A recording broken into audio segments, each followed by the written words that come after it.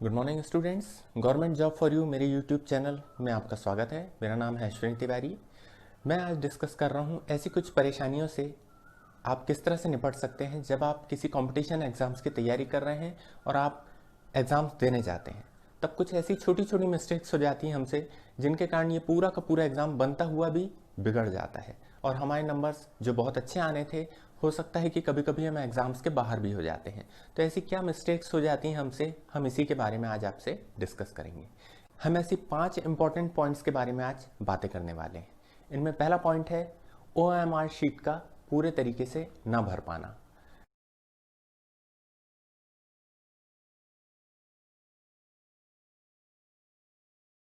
Students, यदि आप exam में देने जाते हैं लेकिन अपने नाम और सरनेम के बीच आप गैप नहीं रखते हैं तो वह एग्ज़ाम परेशान कर सकता है आपको।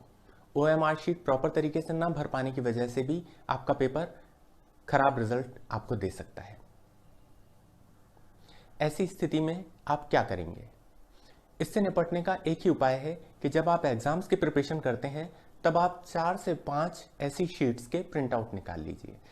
गूगल में जाके इमेज पे जाके आपको OMR शीट की डुप्लीकेट कॉपीज प्रिंट आउट निकाल लेनी है और ऐसी 5 से 10 कम से कम OMR शीट को आप प्रॉपर तरीके से भर के प्रैक्टिस कर लीजिए। होगा क्या? होगा ये कि जब आप वहाँ पे जाएंगे हॉल में तो आप बहुत ही कंफर्टेबल रहेंगे। आपको ऐसा लगेगा कि ये तो मेरे रोज़मर्रा का काम है, मैं बहुत जल्दी कर सकता हूँ और आप काफ़ी एक्यूरेसी के साथ उस चीज़ को भर पाएंगे।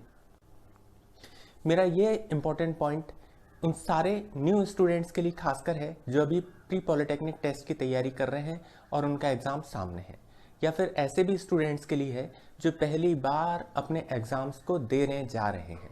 ऐसी स्थिति में ये आपके लिए करना बहुत बहुत आवश्यक है, क्योंकि वहाँ पर जाके जब आपसे कोई गलती होती है तब आप एग्ज़ाम के बाहर कर दिए जा सकते हैं या फिर आपका एग्ज़ाम खराब होता है। यानी ऐसी दोनों स्थितियों से बचने के लिए आपको इस तरह की प्रैक्टिस करना बहुत फ़ायदेमंद है। मेरा नेक्स्ट इंपॉर्टेंट पॉइंट है सिलेबस वाइज स्टडी। होता यह है कि कुछ इंपॉर्टेंट पॉइंट्स को रट लेने से कोई भी एग्ज़ाम क्रैक नहीं किया जा सकता, क्योंकि एग्ज़ाम्स जो रहता है वो रिजेक्शन प्रोसेस रहती है, एक सिलेक्शन प्रोसेस नहीं रहती है। वो सबसे पहले ये देखते हैं कि टॉप किसने किया है। टॉप वही करता है जैसे पूरा नॉलेज होता है।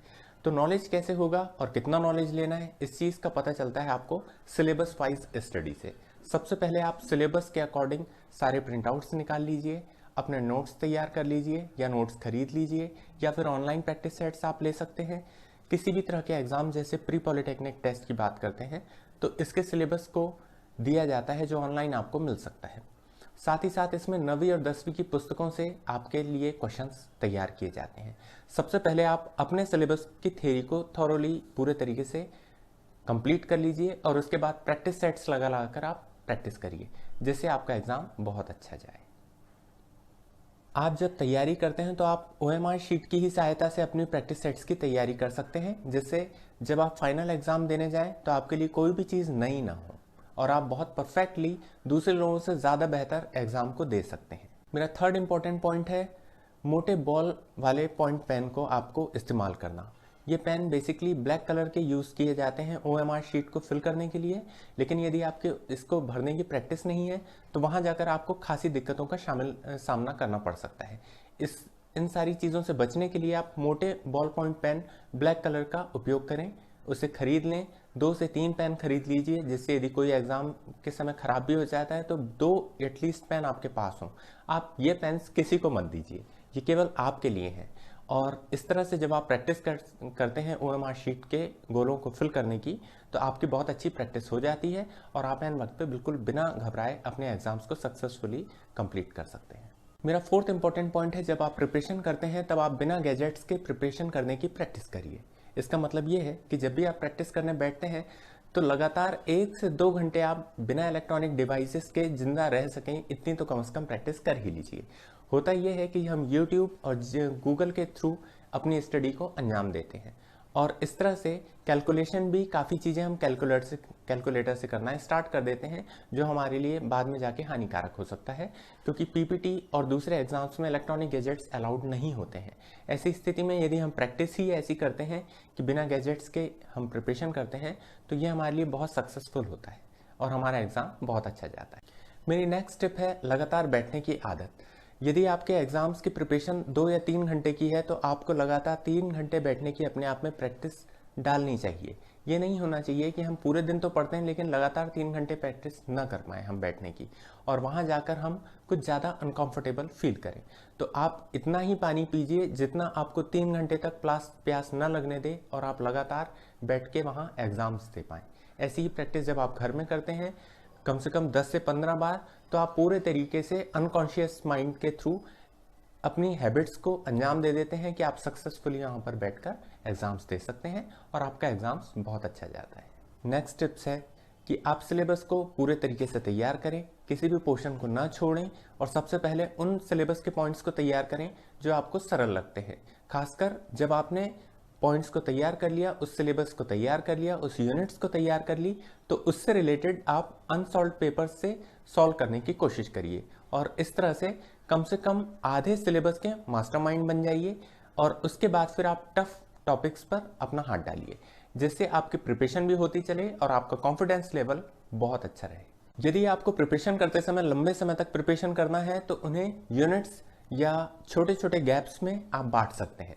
जैसे कि यदि आपकी लंबे समय तक बैठे रहने की हैबिट्स नहीं है, तब फिर आप एक काम कर सकते हैं कि कम से कम 1 घंटे या आधा घंटा का शेड्यूल बनाइए जिसमें आप 20-20 मिनट के बीच में गैप दीजिए और हर बार आप आधा ग्लास या 1 कप पानी पीजिए और यही रूटीन चलने दीजिए। जिससे आप पानी पिएंगे तो आपका दिलो दिमाग एकदम शांत रहेगा। साथ ही जब आप गैप लेते हैं उस वक्त आप इलेक्ट्रॉनिक गैजेट्स का उपयोग बिल्कुल मत करिए। अपनी प्रैक्टिस के दौरान, इस एग्जाम्स के दौरान आप कम से कम मोबाइल को उपयोग में लाइए। एक फिक्स आवर्स बना लीजिए जब आप इसे उपयोग करेंगे सोशल मीडिया में इंटरप्ट करने के लिए। वैसे तो आप कर सकते हैं क्योंकि आप स्टडी भी हो सकता है उसी से करें, लेकिन आप सोशल मीडिया में जब कनेक्ट होते हैं तब उसका एक पर्टिकुलर टाइम बनाइए और उसके बाद अपनी स्टडी में आप वापस आ जाइए।